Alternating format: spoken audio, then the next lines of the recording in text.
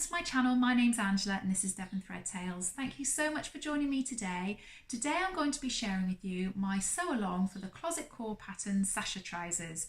This is something that I was going to do last month, but unfortunately I ran out of time and I couldn't share it. So I'm sharing it now, but I did manage to do a trial run of these trousers and I was so pleased with how they came out. I've been putting this pattern off for a long time because I was worried that they would be a complicated sew and I was worried that they would be very difficult to fit. But in actual fact, they came out absolutely brilliantly and I'm so pleased with them. So I'm really glad that I did the trial run. I feel really happy about cutting into my fabric today. So I'm just going to share with you what this pattern looks like. So it is a really lovely semi-tailored or semi-fitted pair of trousers. They're made in a stretch fabric. They come in a shorter sort of ankle grazer length or they come as a long length. You can mix and match the different features that come on them. So you can have a slash front pocket on either pair and you can also have welt pockets. So I'm just going to show you the line drawings on the back. So as you can see, there is a shorter pair here, which it's showing this without any pockets front or back, and then there's a longer pair up here with the pockets on the front and the back, but you can mix and match all of these. It has a fly zip front opening and it also comes with optional belt loops as well, so you can put those in or not. I did put them in on my last pair and I will be putting them in on this one, but I don't think they're particularly needed because they are such a nice fitting pair of trousers. This pattern requires a two-way stretch fabric, which means that your fabric stretches only this way.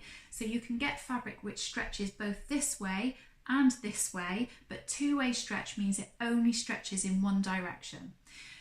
It also requires a zip and it needs, for the sizes 0 to 4, you need a 5-inch zip, and for sizes 6 to 20, you need a 7-inch zip.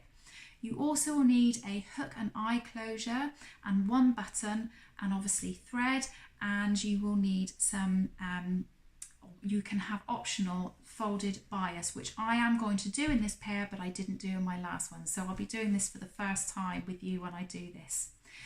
The sizes in this pattern come in a size 0 to a size 20, which is a waist 24 inches and hip 33 for the size 0. And the size 20 is a 39-inch waist to a 48-inch hip, sorry, get my words in straight there. So I'm going to be going through a few things with you today. That's going to be choosing my size and why I'm choosing my size. I'm going to be going through the general construction of the trousers. I'm also going to be showing you how to sew darts. I'm going to show you how to be putting in a welt pocket. I'm also going to show you how to put in side slash pockets and a fly zip opening, and we're also going to be doing the belt loops. So I hope that's something that you're going to enjoy, and I hope that's going to be something you find really useful. So the fabric that I'm going to be using today is a stretch twill fabric, and it's in this really beautiful bright teal colour. As you can see, it has some stretch in one direction, but nothing in that direction. It has quite a nice movement to it, but it still has a bit of rigidity to it so that it is going to hold its shape when we put the trousers together. I'm really excited about making them. The only thing that I'm a little bit nervous about is this has a bit more stretch in it than the last fabric that I used, so hopefully the fit will still be okay, but you'll be sharing that with me as I'm going through. So that's going to be my main fabric. I've then chosen this fabric to be my lining for my pockets. Now hopefully I have enough of this. This is a fabric that I bought to line another garment a long time ago and I had some left over, and I thought that really bright contrast was really pretty. And then the bias binding I'm going to use, which was optional, is picking up the orange in the flowers of this, and I thought that would look really bright and cheery. Now obviously this is only going to be seen on the inside, it's not going to be seen by anybody else, but it'd be really nice when you're taking your trousers on and off to have a little, oh, look at that lovely pretty fabric. So I'm going to get on and cut this out, and I'm not going to film it because I do believe that this is going to be a fairly long video anyway, and I think that it'd be good to cut it down a little bit. You don't need to see me cutting this out. What I am going to do is I'm going to put timestamps in all the way along the video for all the different sections. So for example, sewing the back darts, putting in the pockets, etc, etc. So hopefully you'll find that useful if you need to go back and see certain sections. You don't have to whiz all the way through the video to try and find those bits. So I'm going to get on and cut this out, and I'll come back to you once I've done that. So up on the screen at the moment, you're going to be able to see a size chart, and this size chart relates to your body measurements. It goes from a 0 to 20, and it's showing your bust, waist and hip measurement. Obviously we can completely disregard the bust measurement because it's a pair of trousers, so this doesn't come into play in this pattern at all. So we're just going to be looking at the waist and hip.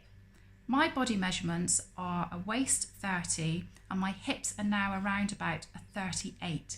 So I feel like going for a size 10 is going to be just about right for me. Now I'm going to put up on the screen the finished garment measurements. And so it's really important to check these measurements against the actual size that you're choosing, just to make sure that it's going to give you the right sort of fit, etc. that you're after. So as I say, I have decided to go for the size 10. That's going to give me a waist of 30.5, so it's going to give me a very small amount of room around my waist. I wouldn't want it to be completely tight, but it's only a fraction of movement there because it's only ½ an inch bigger than my actual waist size. However, because the fabric is stretchy, I think that it's going to be absolutely fine. And having made these previously, I do think that that will be fine and it will be comfortable. The hip measurement is 37.5. which is ever so slightly smaller than what my hips are currently, and that is meant to have a little bit of negative ease, so I feel that that's going to be absolutely fine for me. It does also show you what the rise of the garment is as well in the crotch, and it's a good idea to have a little look at that. When I made these previously, these fit me absolutely fine, so I'm not going to adjust the rise on my trousers or on my pattern. But you might have a longer torso or something like that, so it's a good idea to just check. The pattern also does say that it's made for somebody of an average height of 5'6", which I happen to be 5'6", and I haven't adjusted the length of mine at all. I've made my black pair, which I will put up on the screen for you to see, and these are absolutely long enough. In fact, when I hem them now, I feel I've actually not hemmed them up quite enough, so I have got room to be able to take them up a little bit more. So if you're worried about the length of them, if you're around 5'6", these definitely will fit you nicely on the leg. When tracing out your front trouser pattern piece, you have the option of leaving the whole of the trouser section whole so that you don't put any pockets in, and then on the actual pattern there is a line drawn down it, which is where you would cut if you want to put the sash pocket in. Now I've decided that I want the pocket, so instead of having to trace out two separate pattern pieces, I've actually just drawn the line in and folded it over, so that when I want to do a pocket piece or a pocketless pair of trousers in the future, I've still got the pattern without having to retrace it. Once you've cut out all of your fabric and your lining fabric, it's really important to make sure you cut out all of your interfacing. On page 9 of my instructions, there's a really clear guide of what needs to be interfaced, and obviously this will be in your printed version if you've downloaded the PDF. On this, it tells you that you need to interface one of the waistbands, both of the fly extensions on the front leg. It also tells you to interface the welt pocket opening on the back of the trousers, and this is a very small piece of interfacing like this. However, you do not interface this until you've actually stitched the dart, so don't actually apply that until the dart has been sewn. You also then need to apply interfacing to both of the welt pockets, the facings for the front pocket, and the fly extension shield. The fly extension shield, you need to make sure that the wrong side of your fabric and your interfacing, once it's attached, is facing this way. So just be careful that you don't interface it in this direction. You will need it to be this way, so with the curved edge to your right when the wrong side is facing you, and the straight edge to your left when the wrong side is facing you. Once you've interfaced all of your fabric that needs to be interfaced, you need to then make sure that you go around and you mark all of the notches and other markings that are on your pattern pieces. I know this is a really easy step to just forget and just sail on by without needing to actually do in some patterns, but I can't emphasize how important it is with this garment. There are lots of different steps where you really need to be able to use the markings. What I'm going to use is a Prim trick marker, and this actually washes out, or actually disappears before washing out sometimes, and I'm going to use this, and I'm going to use my ruler, and I'm going to mark in the dart and the welt pocket lines. For all of the notches that are around the edge of the fabric, I'm just going to snip those with my scissors. So I'm just going to go ahead and do that now. So any markings that need to be marked where they're in the middle of the pattern piece, the way I do this, and I'm sure there are lots of different ways of doing it, I know that you can make a tailor's tack where you thread a needle and you actually sew through this and cut the thread, and there's a thread left where the mark is. I have to say I'm a little bit lazy and I don't do that. What I do is I pop a pin into the areas that I need to mark. Oops.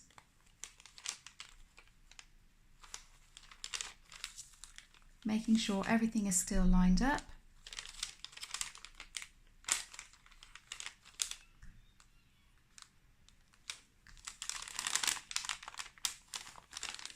The marks for my top of my dart are already marked with little cuts in the fabric.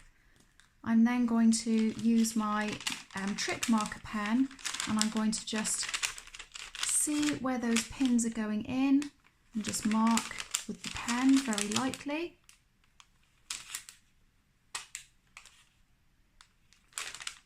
So I should now be able to take those out. And then with my ruler, I'm just going to draw down from my notches to the bottom of my dart point.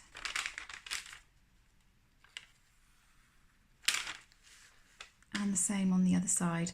Obviously you can use chalk. I have sometimes used a pencil as well. And then, but your dart needs to be clearly marked. And then for the welt pocket opening, I'm going to draw the lines here and here.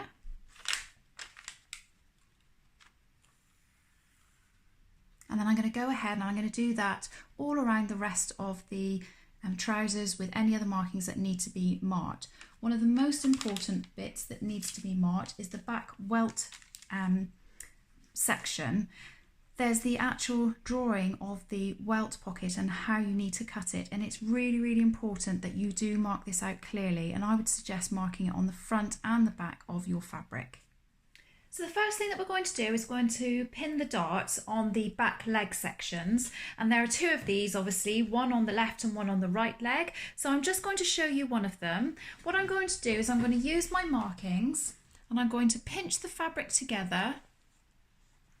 And the first place that I'm going to put together, obviously right sides together, is the top section. So I'm just going to align those dart notches at the top. Then I'm going to put one of my pins through the line on one side that I can see, and I'm just going to make sure that it pops through on the line on the other side, and then pop that together like that. Then before I pin anything else, I'm going to take the very point of the dart and I'm going to pop my pin right on that point like that, in the opposite direction to the one that we've done at the top. So I know that that is where I need my stitching to finish. It's quite important with these darts that you do stitch them in the correct place, because they will affect how the welt sits when you're sewing the welt. So then we're just going to get another pin, go through one side on the line that we've drawn, making sure that that is then going through on the line on the other side, and then just coming back up through. So that's our first dart all pinned together. I'm going to pin the other one and then we're going to sew that up. So I have my machine all set up. I've decided to put in a size 18 needle. I've given it a little test run on some scrap fabric and I'm quite happy with how that's looking. So I'm going to get on and start sewing the dart. So where we've pinned it before, we're going to still use that line that we drew on, and we're going to just stitch down through the dart line until we reach this end. It is really a good idea to just take your time at this stage and make sure you don't rush it so that you can follow that line nice and easily. So I'm using a stitch length 2.5, and as I get further down the dart, I'm going to change my stitch length. So I'm just going to go back and forth to secure it at the end.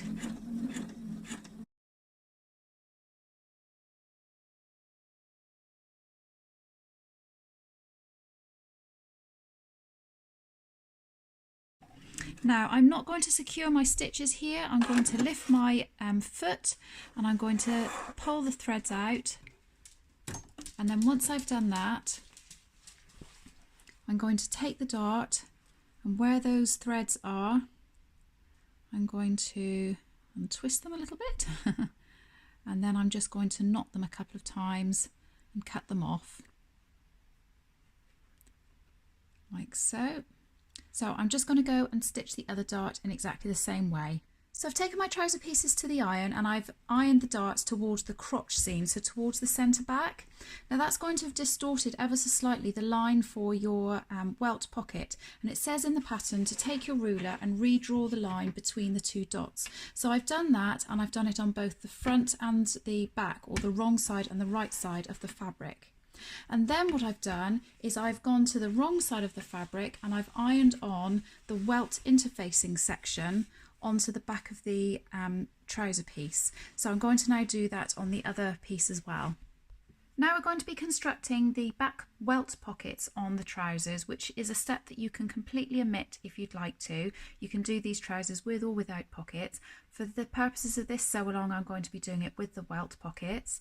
So we need to start finishing off the edges of the back pocket facing and the back pocket welt. You only need to finish off the long edges, as I've done here on the pocket welt here. So we're not finishing these, as these are going to get caught into a seam allowance on the pocket lining. So I'm using my overlocker, but you can use a sewing machine. I have a Janome 6234XL and I've tested already on a piece of scrap fabric and I'm really happy with my settings. So just for reference, my overlocker is a Janome 6234XL. I'm using a stitch length between a 2 and a 3. My differential feed is on a 1 and each of my needle tensions are set to 3. We're not going to be cutting off any of the fabric as we're doing this, so try not to let it go through the knife. So we're just going to run these through on the long edges.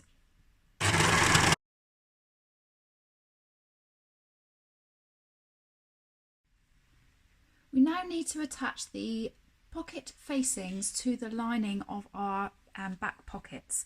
Now, when you're constructing the pockets, it seems strange because you think that you're going to want the pretty fabric on the inside, when in actual fact, when the pocket is completely constructed, when you're taking your garment on and off, what you're going to see is the pretty side of the fabric. So you will see this side of the fabric when you're looking inside of your pocket.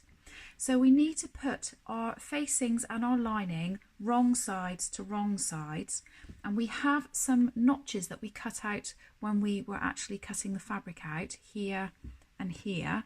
So you're going to place your pocket facing between those notches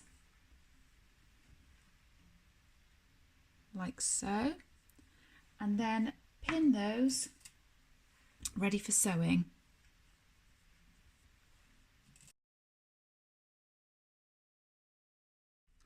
So now we're going to sew these together, and what we're going to do is we're going to use the edge of the facing as a guide, because we want to stitch this around about 2 to 3 millimeters from the edge of this facing. So I'm going to use one of the notches on my presser foot as a bit of a guide.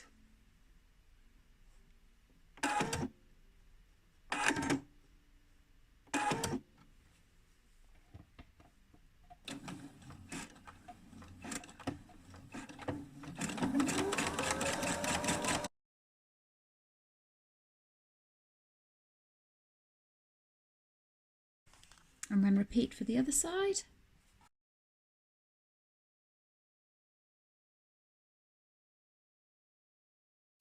So your pocket facing is now nicely sewn onto your lining piece, and that means that when the pocket is together, from the outside you're going to be able to see the really pretty fabric, and when this has been cut and the welt pocket is in, all you're going to be able to see from the outside of the trouser is this section of fabric here.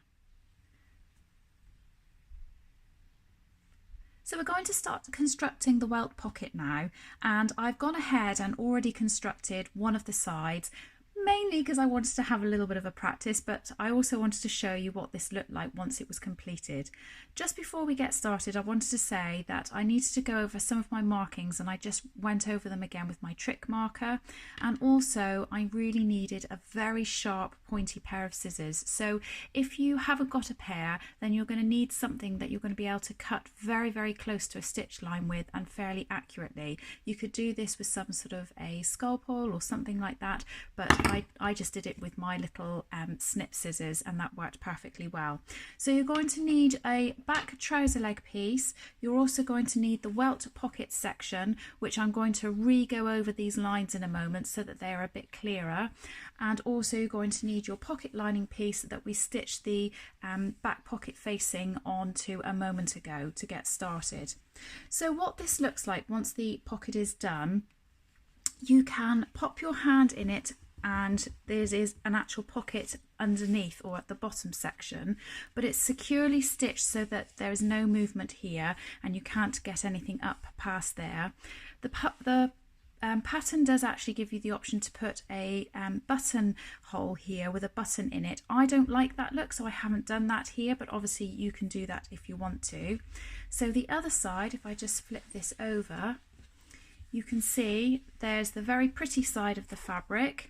There are a few stitch lines, and if you don't want to see those, then obviously you could do that in a different thread. I've just done it in the thread that matches up with the actual trouser itself. But that's how it's looking, and it's all basted to the top of the trouser, ready for when we put the waistband on later. So let's get started with the other one. So now we're going to start constructing the pocket, and what we're going to do is we're going to put the pocket welt piece onto the back trouser leg. Now there are circles and markings on the pattern piece that you can use to make sure that these are all lined up properly.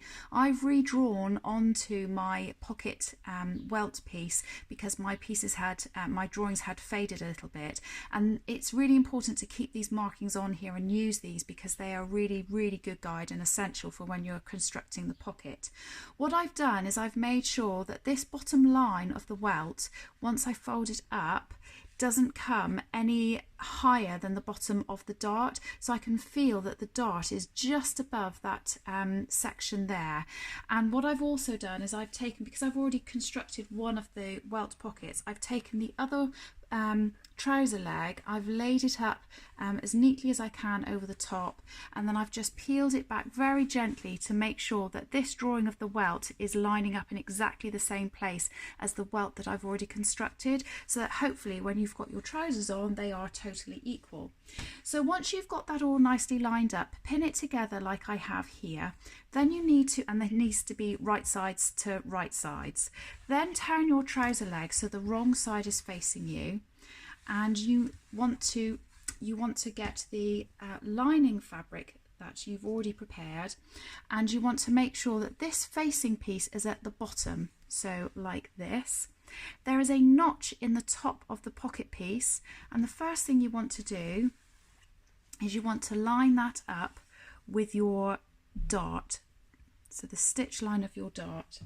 So if you just pop a pin in there, that's your first piece of getting it secure, and then pin the rest of it along the edge like so.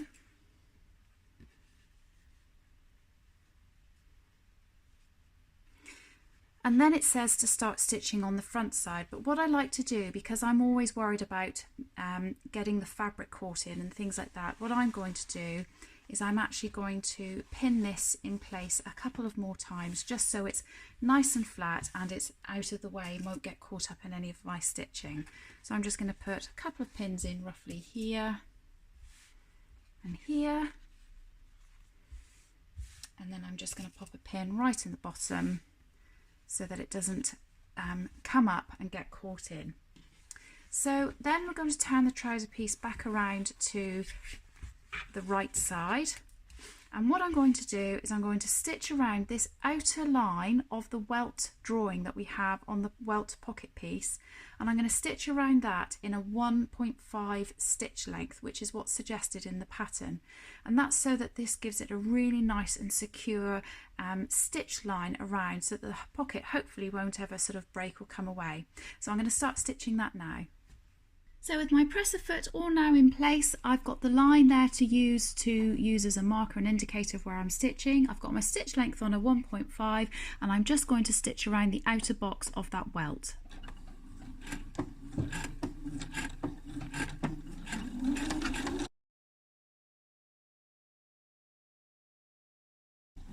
As you're approaching the edge of the box, just slow down, and if you can, leave your needle in the fabric.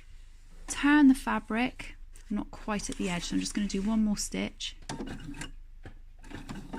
Turn your fabric like so, and stitch again along the short edge.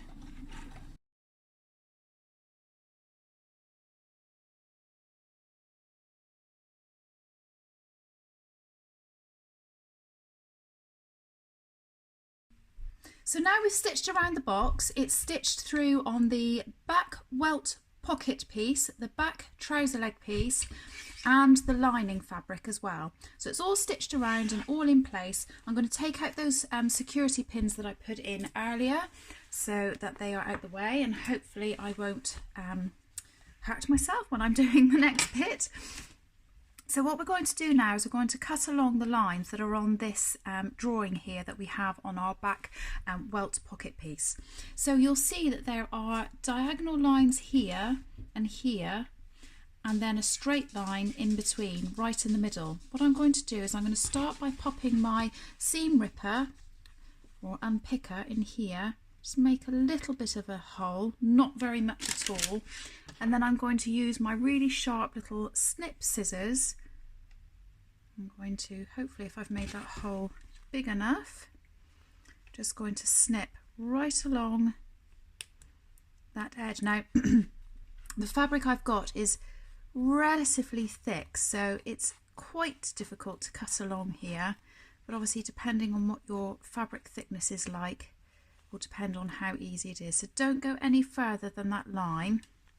And then what we want to do is we want to cut down to the corner as close to the edge as we possibly can, but without going through the stitches.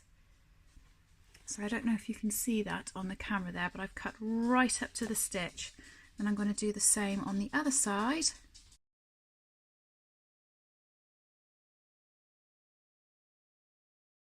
So now that's all snipped in place, what we need to do is we need to take this top section and we need to take it to our ironing board, and we're going to iron this little bit down. We're not going to iron anything else, just this bit down here. And I need to do this with using a cloth over the top. Now I don't have an actual sewing or ironing pressing cloth, so I'm just actually using a clean but old tea towel to use over the top of it and iron over that. This just stops any sort of shiny marks appearing on this sort of fabric. So I'm going to iron that down, and then what we're going to do is we're going to actually fold all of this welt pocket into the inside. Now when you do that, you might find that you have some puckers, and if you do, it normally means you haven't actually snipped close enough to these stitches. So just unfold it again, try and clip back up to those stitches as close as you can excuse me, and then pop the welt pocket back through the opening and try again, and then just again with using a cloth press over the lot of it to try and make it nice and smooth and flat. So I'm going to go away and do all of that pressing now and come back and show you what that looks like. So I've gone around and I've made sure all the corners are nicely snipped, and I have pressed everything. So it's now looking like just a little bit like a letterbox really, sort of a big hole in the middle of your trousers. And as you can see, the dart comes down, but it doesn't extend past the bottom of the welt pocket. So now turning this over to the wrong side, I wanted to just point out to you that as you might be able to see, my pocket welt isn't actually lined up with my lining on here, which it should be. That's my error, it's my mistake. I'm not going to unpick it now. What I will do is I will just literally trim this. It's actually not important. I did it on my other one as well, and then when I came to do this one, I completely forgot to make sure I line them up properly. Hey ho, it happens. So I'm not going to worry too much about that. The next thing that we're going to do is we're going to lift this section up, and this little strange shape that we've created by cutting the welt pocket, we're going to press this open. So the seam allowance here, we're going to press this open like this with our iron. So I'm going to go to the iron in a moment and press that open, but I just wanted to show you how that's going to work. So I'm going to press it open like that, and then while that's nicely pressed like that, it will be nice and flat. What I'm going to do is I'm going to bring this section of the welt pocket down, and I'm going to bring it down until I get to the opening, and I'm going to make sure that lines up so it's totally covering the opening, but just covering the opening. So if you were to turn it over from the other side, you would still see just fabric from the other side. So I'll get that all ironed, and then I'll show you what that's looking like. So now I have this all ironed, so this seam allowance is open like this. I've then folded down the rest of the pocket welt so that it's coming to the edge of the opening here. So if I turn this over the other way, you can see this fabric is totally covering the hole that we created earlier. So what we're going to do now is going to secure a couple of these pieces in place. Now it tells you to do this with a zipper foot. I did this earlier and I didn't use a zipper foot, so I'm not going to do that again, but obviously if that makes life easier for you, then you must do that. I'm certainly not here to tell you to do anything different from the pattern instructions, but I'm just going to place a pin through this welt pocket piece, and I'm just putting it in, I'll show in a second, through the seam allowance that we pressed open a moment ago, so that when this is open, this is held in place. And what I'm going to do is I'm going to be stitching this seam allowance to this piece of welt pocket, and I'm just going to stitch down here. Now this is going to be all inside the pocket, and hopefully if you stitch it like that, you won't then see any of the stitching on this side. The only thing I would say is in the instructions it says if you can't do that, then you can stitch in the ditch this side and use that as a guide to stitch all of that in place. I have tried doing that and I think you can still see the stitches, and I'm not keen on that look, so that's why I'm going to do it in this way, in this method. So once I've stitched that in place, I'll come back and show you what that's looking like. So I'm just going to sew this seam allowance to the pocket welt, and I'm going to be doing that just a few millimeters away from the original stitch line. Try not to pull this away, because if you do that you'll end up pulling the fold of this fabric away from the opening of the welt.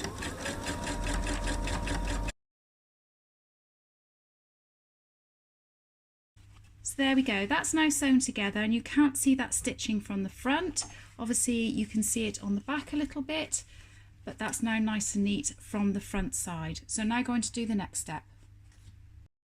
So now we're going to secure the side edges of the welt, and what we're going to do is we're going to pull back the welt and we're going to sew this little triangular section that we cut out earlier, and we're going to sew it to this section here, so the remaining part of the welt. So I'm actually going to turn this over the other way. So I'm pulling the lining and the trouser leg out of the way. Now it does say to pop a pin in, but this is so tiny a piece of sewing that I don't really think it needs a pin in it. And what I'm going to do is I'm just going to sew very, very closely to the actual original stitch line, just to keep that in place.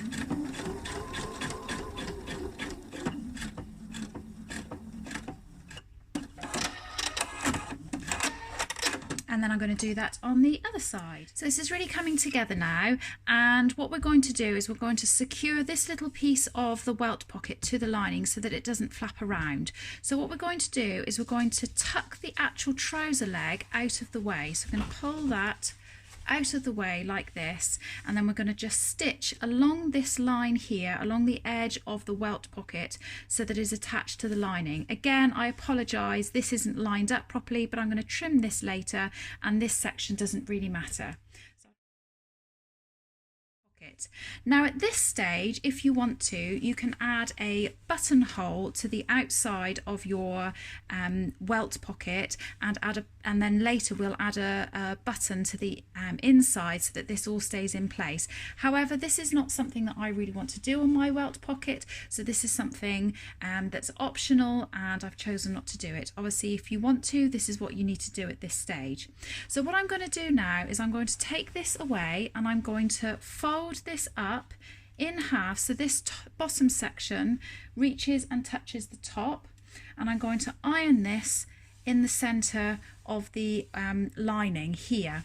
And before I do anything else, once I've ironed that, I'm going to trim off this little bit of excess fabric that I misaligned earlier. So I'm just going to go and do that and I'll come back and show you the next stage. So this is all ironed, I've trimmed off this outer edge, and now what we're going to do is we're going to sew this pocket lining together. But we're going to do them with a French seam so that the seams are really neat from the outside and the inside.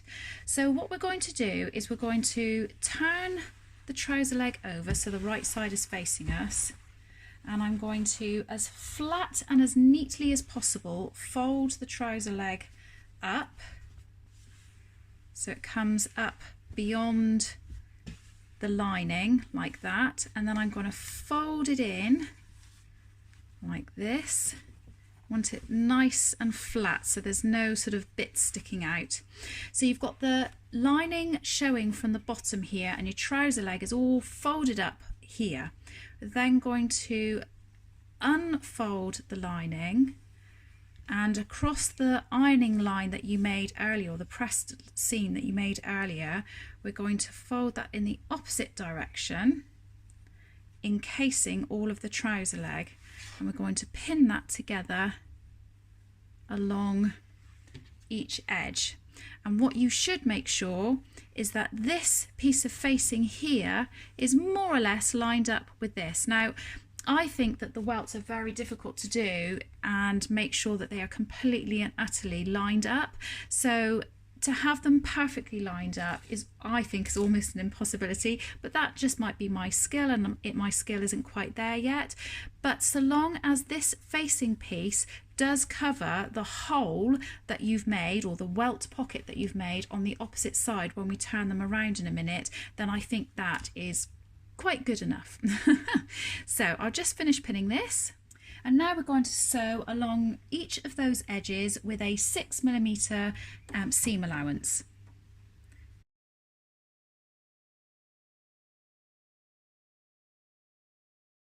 So now I've got this nice neat little package, and I'm just going to tidy up the seam allowances that we've done there. They're very small seam allowances anyway, so I'm just literally taking off a small amount, making sure that they're nice and neat, taking off all the frayed edges. You could do this in any way you wanted. You could just use straight scissors. I'm just using my serrated scissors because that's my preferred method. And then once you've done that, we're going to turn the pocket completely the other way. So pull the trouser leg out like so, and we're going to just use something to poke out the corners. Now I like to use my sewing gauge. This is a sewing gauge for measuring distance between buttons. It's also a collar pointer. I just find it a really inexpensive but really useful little piece of equipment for my sewing. I use it all the time. So I'm just going to pop this up inside my pocket lining, and I'm just going to push those corners out like so. And then what I'm going to do is I'm going to press all the way around here so this is sitting nice and flat, and I'm just going to stitch down using a 1cm seam allowance down each side. So I'm going to do all that, and I'm going to come back and show you once that's finished. So there's our welt pocket almost done. We've just got 2 more stages to do and then it'll be complete. So at the moment we can put our hand in, and we can put our hand into the pocket like this, and we can put our hand in like that, which we don't want to be able to do. I know you wouldn't ordinarily put your hand up anyway, but by securing this in, that's just going to keep the welt pocket looking the right shape and looking right. Now I have to be honest, now looking at this, I don't think this is the most brilliant of welt pockets. I don't think I've sewn this completely straight, whereas the practice one I did earlier looked really great. So, you know, it's just the way it goes sometimes, isn't it? So from the other side, I think this is looking great. You've got the lining and it looks all nice and neat. So to secure it into place, what we're going to do is we're just literally going to pull the trouser top down like this and keep the lining up. And then on the machine, we're just going to stitch as close as we can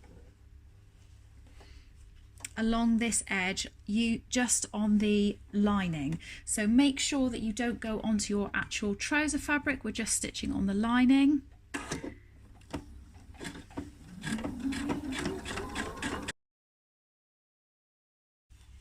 And now that's nice and secure, and you can't put your hand up there, but you still can here.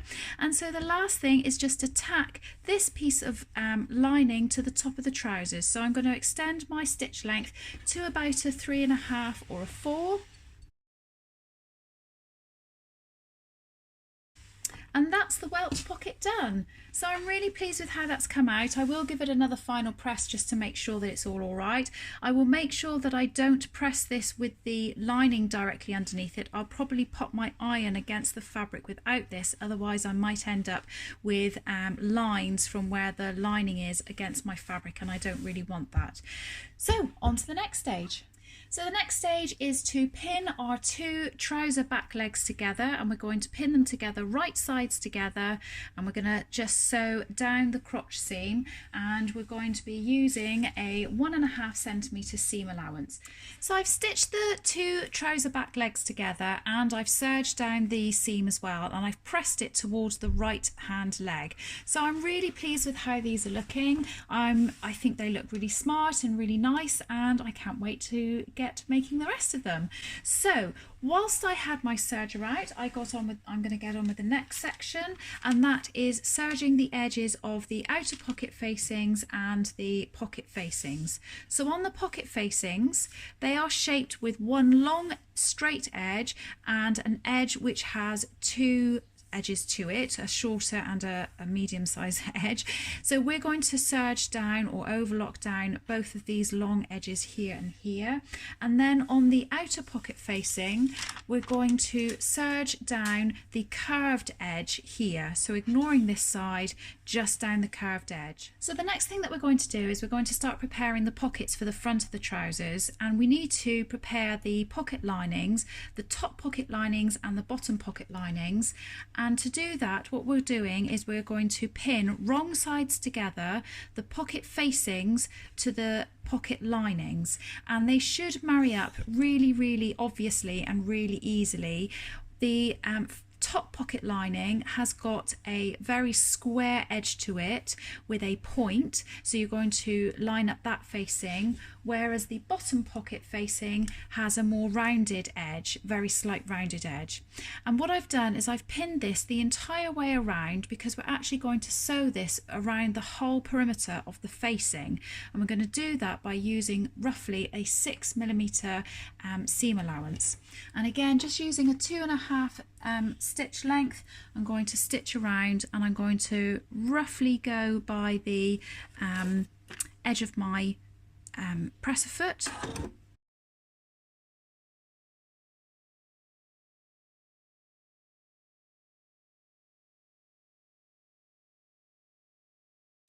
So that's the lining and the facing all put together, and I'm now going to go and repeat that on the other 3 sections, and I'll come back once I've done that. So the next part of this pattern is to start joining the top and the bottom pockets together, and in the instructions it's very slightly confusing because it says to put the wrong sides of the fabric together and either finish with a French seam or a 16mm seam allowance and then finish your seam edges. But if you want to do a French seam, which is what I'm going to do, like we did on the back welt pockets, then you do actually need to start off by putting the right sides together. So if you're going to do a French seam like me, then you need to do right sides together. You then need to sew with a 6mm seam allowance, and then we're going to swap that and turn that so that the wrong sides are together, and then top stitch that with a 1 centimetre seam allowance again. If you want to do it in the way that the pattern is instructing, then you need to put your fabric wrong sides together, so the right side is facing you, and you need to sew with a 1.5 centimetre seam allowance along this curved edge, and then finish it off with either a serger or pinking shears or a zigzag seam. So I'm going to pin mine together, right sides together.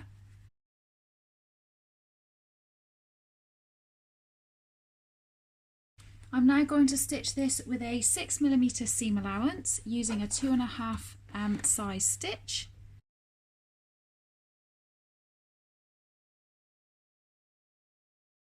I'm going to finish the seam edge like we did on the welt pocket, and I'm just going to very slightly trim the edge with my pinking shears. And now what I'm going to do is I'm going to take this to my iron. I'm going to turn it the other way around so the right side is facing us. I'm going to press that seam so it's nice and round, and then I'm going to re-stitch it at 1 centimetre seam allowance. So that's the pocket completely prepared now, so that's going to be ready for attaching to the front of our trouser leg, and I'm going to repeat that now for the other pocket. So we're now going to start putting the pocket bags onto the front trouser legs, and I've already done the right hand side, and I wanted to show you what that was looking like. So this is the front leg piece, and this is the pocket bag like we prepared earlier. This is the opposite side, and this facing section here on the pocket bag that we did is this section here that you can see on the pocket. And then when you open the pocket up, all you can see for a little bit is the fabric the same as the trousers and on this inside edge here, and obviously from the reverse you're going to be able to see the really pretty lining. So how to do this? The pattern suggests that you put a little bit of stay tape on the diagonal section of your front trouser pocket. Now I didn't do this on my other trousers because the stretch wasn't massively great, and I'm pleased that I didn't. It hasn't really made any difference, but I know that this fabric is slightly stretchier, so I have actually put this piece of stay tape on, and all I've done is I've made sure that the chain stitch that's along the stay tape is roughly 1.5 centimeters away from my edge of my fabric. So what we're going to do is we're going to place right sides to right sides, so turning your trouser leg over. We're going to take the pocket bag, and you're going to take this section and you're going to fold it away but underneath, and we're going to put the pocket facing along this edge, and we're going to pin that, and we are purely sewing down this straight edge. So where we went all the way around before, we are literally just going down this one diagonal line. So I'll just pin that in place, and then we'll stitch that together. So we're using a 1.5 centimeter seam allowance, and I'm using a 2.5 stitch length again. Now you'll notice that I went down beyond the point, and that's because this needs to be a continued straight line right the way down the side of the pocket. The pattern then suggests that you press the seam allowance towards the pocket and then do the understitching, which is making sure that the seam allowance doesn't pop out or the pocket doesn't pop out when you're wearing them. Now, I really don't like to iron mine when I do this. I like to iron it afterwards because I think that you get a crisper, better effect when you do it this way. But obviously, I'm not telling you to do this in a different way to the pattern, so please do it in the way that you prefer. I'm going to change my presser foot from my ordinary foot to an edge stitch foot, which looks like this. I'm sure I've shown it to you before. And what I'm going to do is I'm going to press with my finger the seam allowance towards the pocket bag, and I'm going to pull the trouser section away.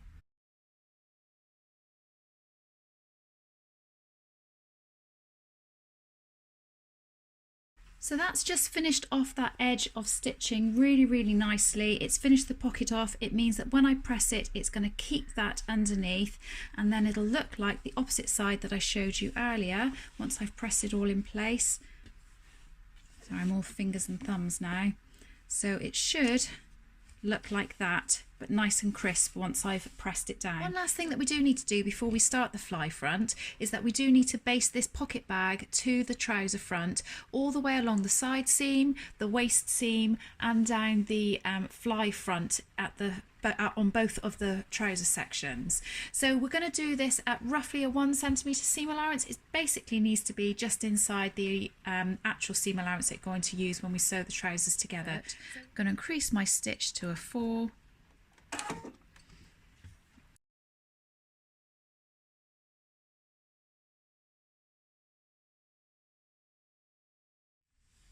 You'll notice while I was sewing that I didn't actually use any pins, and that's because it's already held in place in a couple of sections, so I felt fairly secure doing that.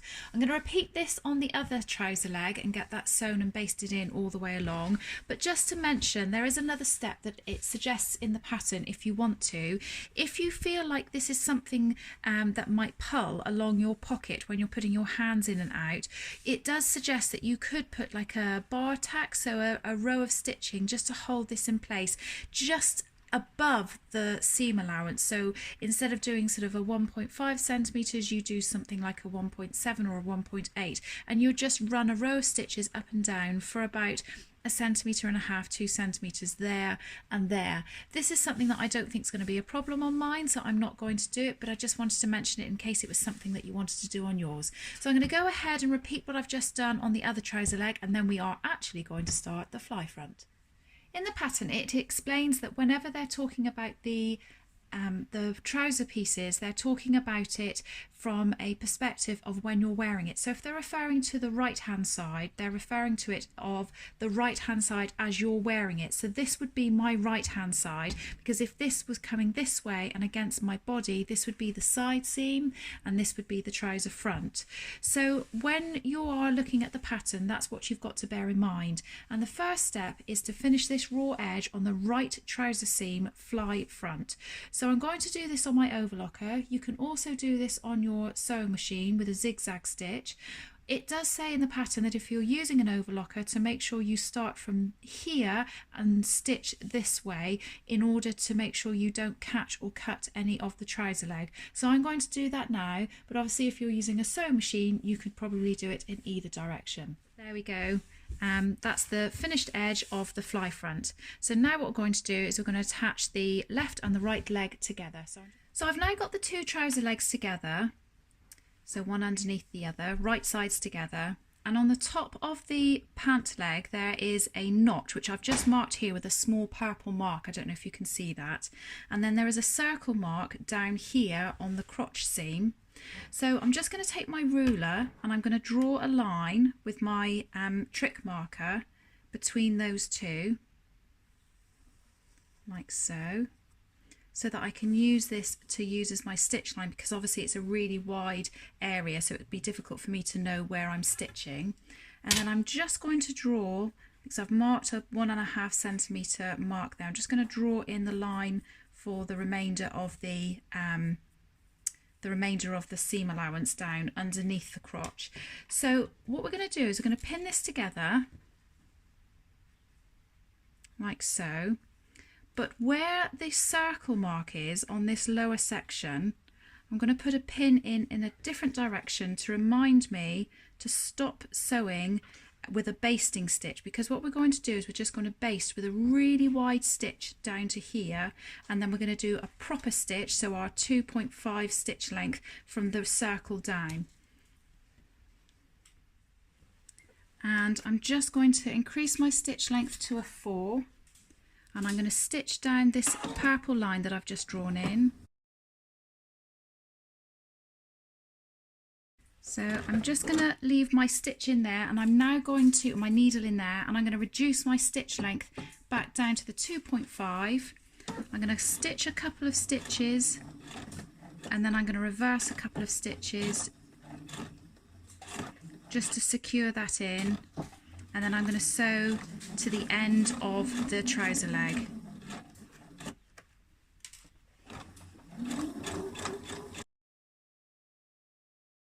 Okay, so that's now all nice and sewn together, and what we're going to do is we're just going to snip from here to where the circle is. So I have to turn this around.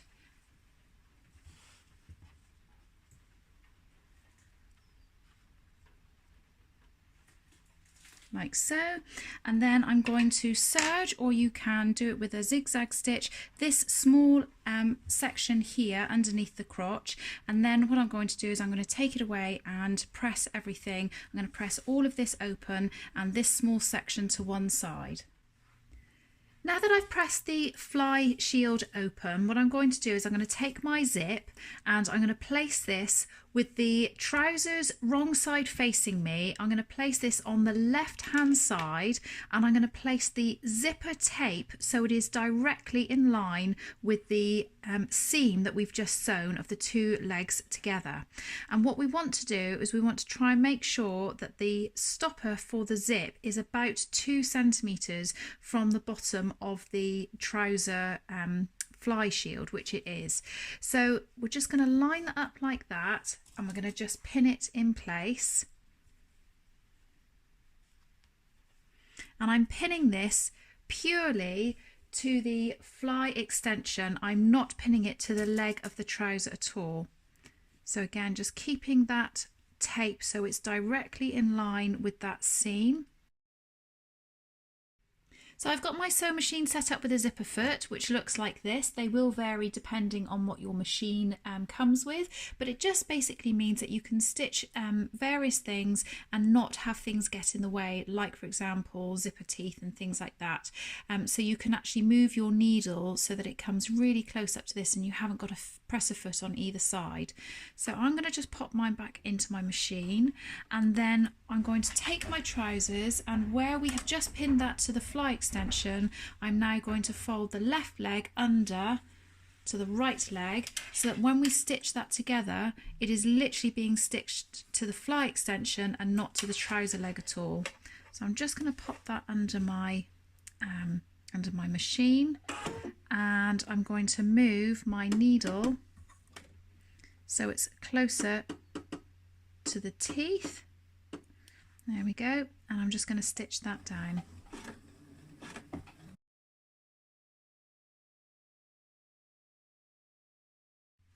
So now that we've stitched that together, what we're going to do is going to leave the trousers like this, so they're both folded up against each other, both legs, and we're going to take the the zip that we've just stitched down, and we're going to fold this fly extension under like so, and we're going to top stitch down this piece of fabric, again only to the fly extension, close to the zip, and we're going to do that at about roughly 3 millimeters from the teeth of the zip that we've just sewn.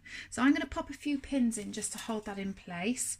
You don't really need to, because it is held quite well by the stitching you've done anyway, but I'm just going to do it as a bit of extra security. This time I'm going to flip my presser foot to the other side, so the zipper foot on that side, like so. And I'm going to put that under and make sure that my stitching is roughly 2 or 3 millimeters away from the actual fly itself. So it's a bit close. There we go.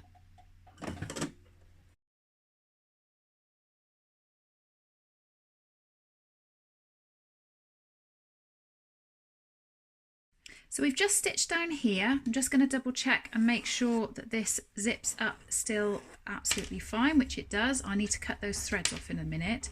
So I'm going to open the legs back out again so that they are flat on the table and wrong side facing me. Put the left fly extension so it's nice and flat, so we've got the zipper tape down the center again, and then I'm going to take this piece of zipper tape and I'm going to pull it across so it brings the left hand fly extension across onto the right hand fly extension, like so. And then what I'm going to do is I'm going to pin it to the zip tape to the right hand fly extension, like so, making sure not to pin any of the trouser leg underneath, like that. I'm then going to fold my trouser leg back down again, and we're going to now do another row of stitching close to the teeth on the right hand side of the zip tape, and then we're going to secure it in place down this section along the edge of the zip tape.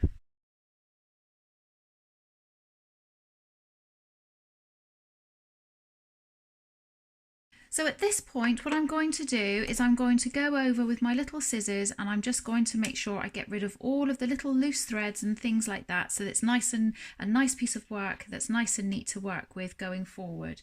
Now turn the trousers over so that the right side is facing me, and what I've done is I have tried to locate the very bottom of the zipper, so the zipper stop, and I've just sort of felt where that is, because obviously it's now all concealed within the stitching that we've just done.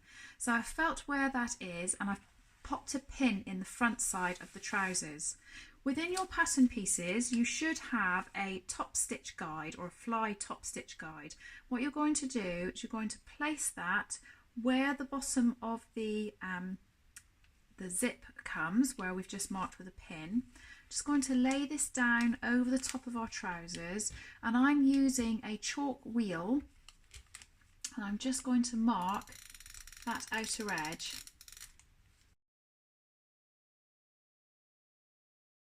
So this is just a little chalk wheel that will rub off again in a moment, but what I'm going to do is I'm going to get my sewing machine and I'm going to run a line of top stitch around here. Now I'm going to use the ordinary thread that I've got in my sewing machine, but of course you could use an actual top stitching thread if you wanted it to be more defined and show far more. But for the purposes of these trousers, I'm just going to use the ordinary thread that I already have in my sewing machine. So I've got this all set up on my machine, and I'm just going to make sure, using my fingers as I'm stitching, that I'm catching the fly extension on the underneath, and I'm just going to come round and do this very, very slowly to get a really nice neat line of stitching. I'm still using my 2.5 length stitch.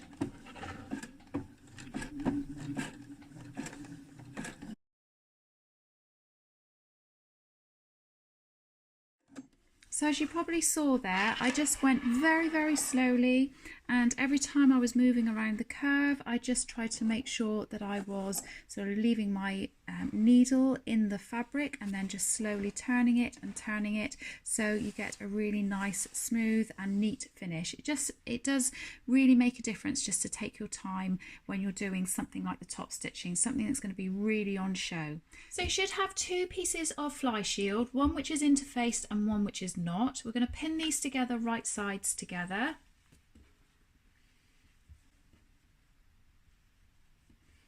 Like so. And we're going to pin them down the edge that has the curved side. And I'm going to stitch this at a 1.5 centimetre seam allowance.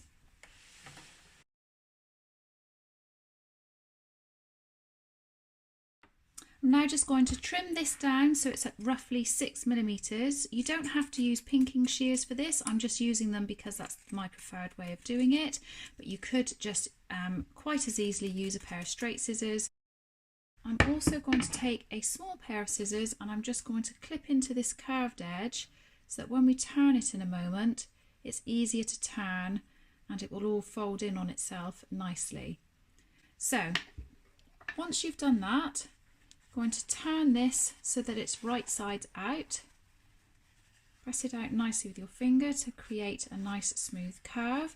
I'm going to take this to my ironing board now and give that a press, and then we're just going to top stitch around the edge. So that's now all been pressed, and I'm just going to top stitch along the edge of this, and I'm going to use one of the notches on my presser foot again, and I'm just going to use the 2.5 stitch length, and I'm just going to run all the way around the curved edge.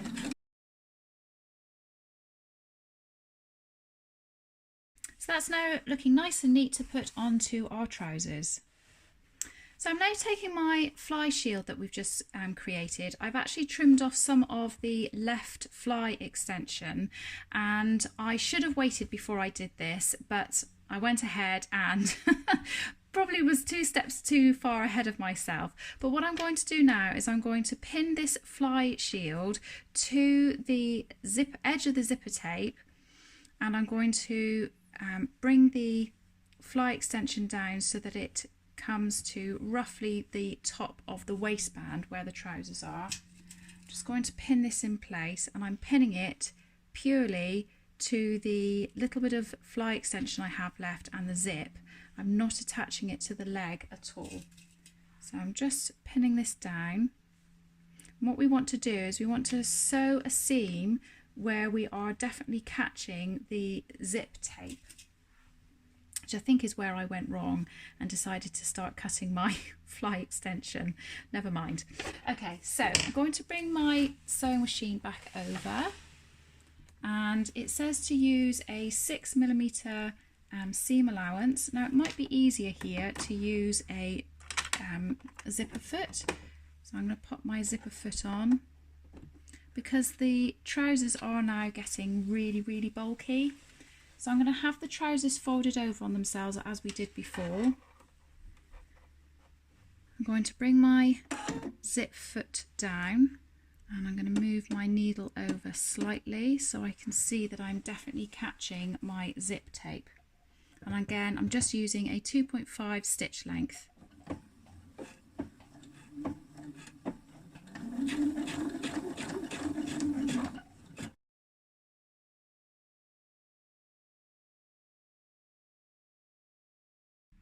So we've got the zip now, the zip tape all caught in the fly shield. So I'm going to re-trim this so that it's nice and neat.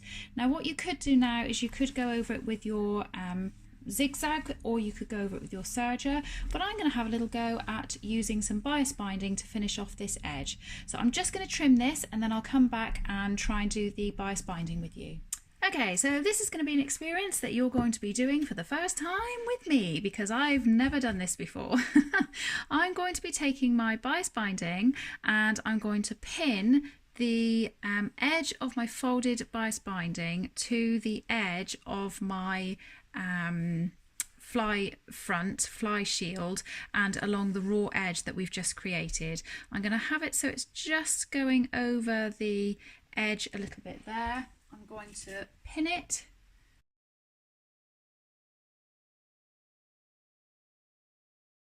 and then what I'm going to do is I'm going to take my sewing machine, and in the bias binding where the crease is here, which you can't see very well, if I open up the other side you can see the crease on the inside. I'm going to try and get my stitch line so it sits exactly in that crease all the way along.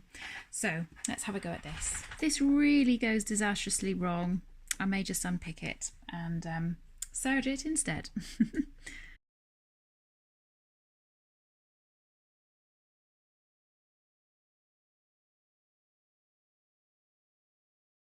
Well, I'm almost a little bit nervous to have a look at this.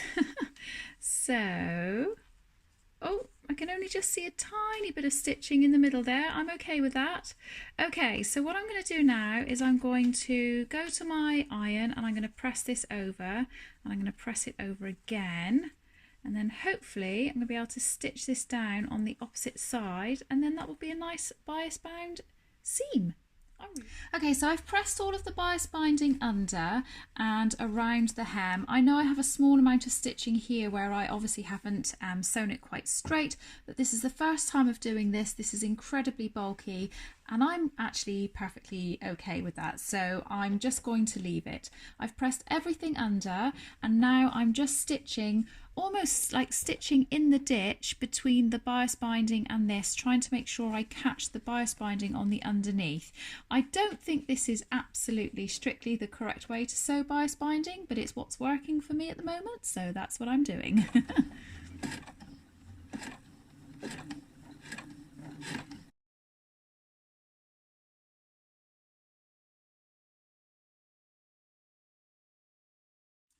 Okay, I'm actually really pleased with that. I've got a little bit of a raw edge showing at the bottom here, so I think what I'm going to do is I'm just actually going to hand stitch that in a little bit. I'll do that when I've finished everything else and obviously cut these threads off. But I'm really quite pleased with that. I think that's looking really good. I think it looks really smart. I think if you open out the trousers all together, I think that orange against the flowery orange and the turquoise, I think that looks really nice. So yeah, just going to finish that off by hand and then we'll get on with the next bit. So we just have 2 steps left to finish the fly front, and actually one of them is optional, but I'm going to do it anyway because I think it gives it a really good and professional look. We're going to do a bar tack across this section here along the bottom of the stitch line that we did previously, and you don't do this until the last step because what it does is it actually holds everything in place that we've just stitched in on the back. So it holds it together and makes it all nice and stable. It is optional, so you don't have to do it, and what you're going to use is a very narrow zigzag stitch and a very short length as well, and it just creates a little bar tack that goes across like that. So lots and lots and lots of stitching. It's almost a little bit like the stitching you'd see on the side of one of your buttonholes if you're stitching it. So I'm just going to pull my machine over. I've already got my machine set up to do that stitch, and I'm going to make sure that everything is all caught and in place, and I'm just going to start my stitching roughly a centimetre or so away from that centre seam. So it's not very thick, it's not very wide, it's really not even very noticeable, but I'm just going to trim that off and I'm going to unpick the basting stitches that we did down there, and then that is it. That is the fly front done. We can start attaching the front and the back of the trousers together. Oh, it feels like that was a completely mammoth task to go through that fly front opening, but it's done and I'm really pleased with it. I think it's looking really nice, and I'm really glad that I did the bias bound on the seam allowance. I think that looks really nice. I don't think it's probably the neatest I could have done, but it's the first time of me doing it and I'm really pleased with how it's come out. So I'm sure with practice that will get better and neater each time. But for the moment, I'm really happy with how that's come out. So I'm going to stop the video there and I'm going to make a part 2 to the Sasha sew along, and that will be uploaded onto YouTube at exactly the same time as this video. It's just, it would have been far too long a video for it to be in one whole video. So I hope that's okay, and I hope that you've enjoyed what I've been doing so far. There'll be timestamps on this video and there'll be timestamps on the second video as well. So I will see you in the next one. Bye!